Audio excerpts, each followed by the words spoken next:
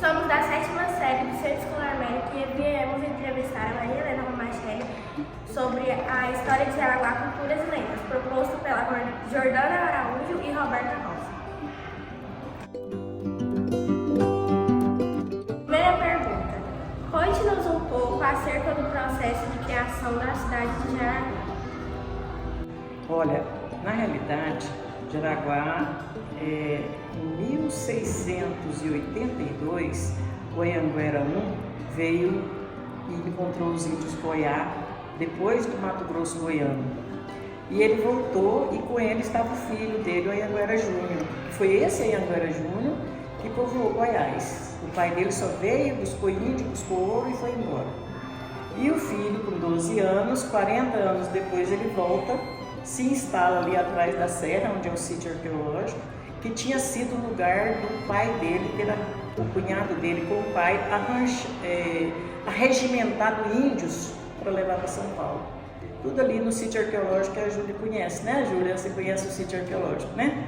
Então, aí eles estavam procurando uma estrada, tentando fazer uma estrada para chegar aos índios Goiás, que o pai deles teve lá, que seria na região de Goiás Velho, a cidade de Goiás.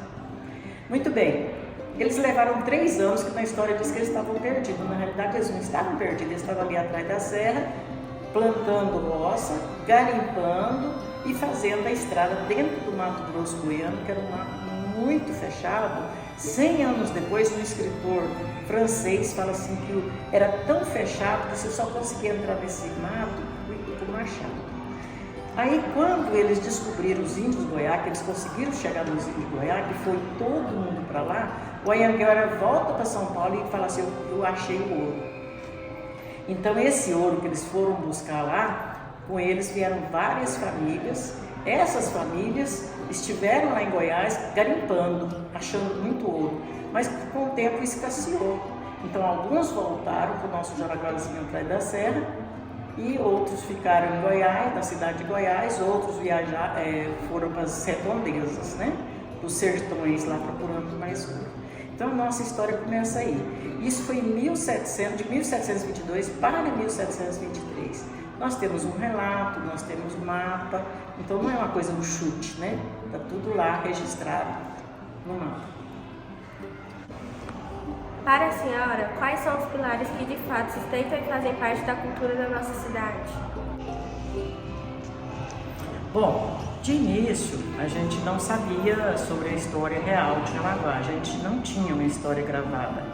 Então, Jaraguá se baseava mais no folclore, festa do Divino, festa de São Sebastião,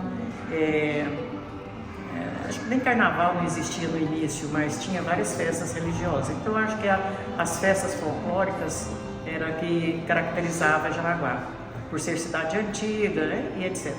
Hoje a gente tem uma vasta história que conta esse nascimento de Jaraguá, que na realidade ficou sendo muito forte para a cultura de Jaraguá, que destacou de toda a cidade. Hoje Jaraguá tem uma das histórias mais bonitas de todos os arraiais que foram que começaram naquela época, né?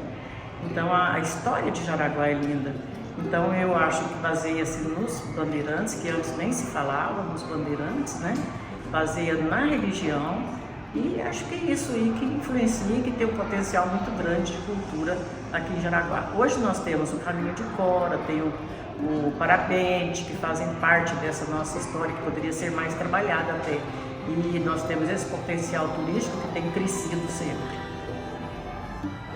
Quais são as marcas históricas da cidade de Jaraguá e como elas se relacionam com a história da nossa religião ou do país? Crianças, como eu disse a vocês, nós temos um sítio arqueológico. Nesse sítio arqueológico tem uma pedra com os desenhos que chamavam Martírio de Cristo, que foi descoberto pelo cunhado do Anhanguera, da vinda do primeiro Anhanguera para cá, 40 anos antes do Anhanguera II povoar Goiás. Então, esse 1682, ele fez um muro de pedra que a arqueóloga Margarete achou e fez todo o registro dele. Esse muro tinha 15 por 30, feito de pedra bruta, que a gente pode até ver lá no sítio, né? Está lá ainda, onde ela regimentava índios. Diz que eles levaram tanto índio para São Paulo que dava para povoar uma vila. Então esse é um registro que ninguém tira, é uma pedra imensa de 5 por 4 mais ou menos, 4 metros, e está lá todo o desenho que ele presenciou, que ele descobriu e que ele comentou. Então tem muito historiador que fala que esse martírio de Cristo seria lá na cidade de Goiás, dentro do rio Araguaia. Não tem nada de dentro, ele fala assim, uma grande pedra com os desenhos dos martírios de Cristo. Essa pedra está ali no nosso sítio arqueológico, a 4 quilômetros daqui, né? Atrás da serra. Outra coisa importantíssima que nós temos que fazer uma rua importante aqui com o nome dele, o criador do Exército Nacional, Joaquim Xavier Curado, nasceu aqui em Jaraguá, nesse Jaraguazinho lá atrás da serra. Porque Jaraguá, esse Jaraguá nosso do lado de cá, mudou para cá, começou a mudar em 1727, quando da construção da Igreja Nossa Senhora da Penha, que foi construída pelo Fernando Bicudo de Andrade, um coronel que já tinha lutado na Segunda Guerra contra os franceses no Rio de Janeiro e tinha fundado Mariana, que era a capital de Minas Gerais. Um personagem importantíssimo, muito rico, que ele tinha escravos demais, e a ele deu-se o direito de construir uma igreja, que naquela época você tinha que pedir uma autorização para a coroa, para a capital, para fazer alguma igreja. E ele conseguiu essa autorização por ter muitos escravos, ele não precisava tirar muito escravo do garimpo, ele tirava alguns e construiu essa igreja. Ela deve ter levado uns 20, 25 anos para ser terminada e recebeu autorização para funcionar em 1748. Né? A esposa dele nós temos o registro dela enterrada debaixo do altar mor. Essa igreja Nossa Senhora da Penha, em 1920, com 200 anos, ela foi demolida por um padre, Ângelo Garcia Cordovila, que queria fazer uma igreja do tipo da igreja da Espanha, lá de Salamanca. Deixou ela destruída, ela era uma igreja muito bonita, no mesmo lugar dessa, ele podia ter feito uma igreja de par, né, porque era tudo pasto na época. Bom, esses dois registros eu acho fundamentais, né? Aliás, 3, né? O calhamaro, o muro do calhamaro, a pedra com os registros, e o nascimento do Joaquim Xavier Curado, que era amigo de Dom Pedro I. Dona Maria Helena, como era a economia de Jaraguá do início da cidade? Crianças, vocês nem imaginam o que Jaraguá produzia. Jaraguá produzia chá. Nós tínhamos lavouras e lavouras de chá, porque naquela época não conhecia o café ainda, né? Era o que se tomava, era o chá. E nós tínhamos os engenhos que fabricavam o açúcar, a rapadura e a pinga também, né, que era uma bebida muito prestigiada. E nós tínhamos a lavoura de milho e de arroz. Então esse era o nosso forte. Mas todo mundo tinha sua galinha, seu porco, seu boi, etc, né?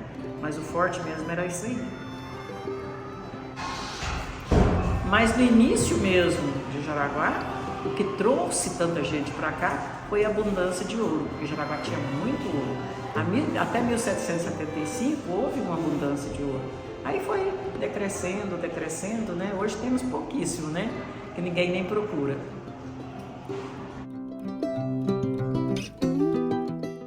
Dona Maria Helena, quais são as lendas mais populares da cidade de Jaraguá? E a senhora acredita que as lendas que as pessoas falavam antigamente sejam verdade? A mais popular de todas é a Teresa Bicuda. Eu até queria esclarecer um pouquinho desses negócios de lendas. A Teresa Bicuda não era porque ela era bicuda, porque geralmente o escravo, ele adotava o nome do patrão, do dono, né? E como o Fernando Bicudo foi um dos personagens mais importantes de Jaraguá, que tinha mais índios, mais escravos, como eu disse, geralmente não eram índios não, eram escravos negros mesmo, porque no batistério fala fulano de tal, o negro de Minas, o negro da Angola, o negro, né? Eram negros mesmo. Então ele tinha mais ou menos uns 100 ou mais, que num dia só eles batizaram 58.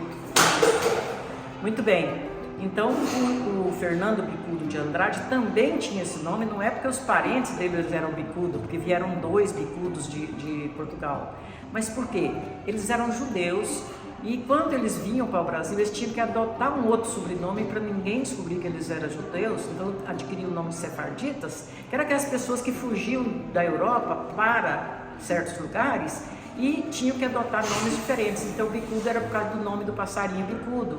Então esse nome bicudo, com o tempo ficou um nome pejorativo, né? Eles, aos poucos eles foram tirando da família. Mas essa Teresa Bicuda, por certo, era filha de algum ex-escravo, ou talvez a neta, ou talvez bisneta. E como até hoje tem aqueles pobrezinhos que ficam nas ruas, como tinha o Teobardo até pouco tempo, né? Aquele que batia na orelha assim. Então, antigamente tinha muito disso. E essa Teresa realmente era uma coitadinha das ruas, que as crianças corriam atrás, ela corria atrás das crianças, como nós conhecemos até hoje. E quando as mães iam botar os filhos para dormir, que era aquele tanto de filhos, 5, 10, 15 filhos, que ia colocar a meninada pequenininha para dormir, aí não dormiam, conversando, chorando, aí elas começavam a contar as histórias. É onde que saíam essas lendas, né? Da Teresa Bicuda, da procissão dos mortos, do cavaleiro da Rua das Flores. E como é que eles faziam? As mães pegavam e falavam, vou falar para a Teresa Bicuda vir te pegar. A coitadinha não tinha hábito de pegar ninguém, mas as mães usavam essas histórias para que a criança ficasse com medo e quietinha. E era esse o início das histórias, dos folclores de Jaraguá. Vem cá, Maria Júlia, eu queria dizer para essas crianças que é isso que eu quero deles, que crescimento, interesse pela cidade, né? A Maria Júlia foi nossa aluna, querida Ana Júlia, desculpa, a Ana Júlia foi aluna da gente aqui, muito queridinha.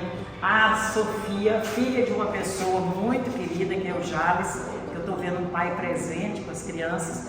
A Luísa, que eu estou conhecendo agora, uma menina bonita, uma gracinha, né? Então eu agradeço esses interesses pela cidade, a minha luta há muitos anos para que Jaraguá tenha esse interesse, contar essa história direitinho, né? Não podemos dizer que Jaraguá tem 287, porque Jaraguá completou 300 anos, sem contar os 40 do Manuel Calhamaro, que esteve ali atrás da serra, arregimentando índios 40 anos antes, em 1682.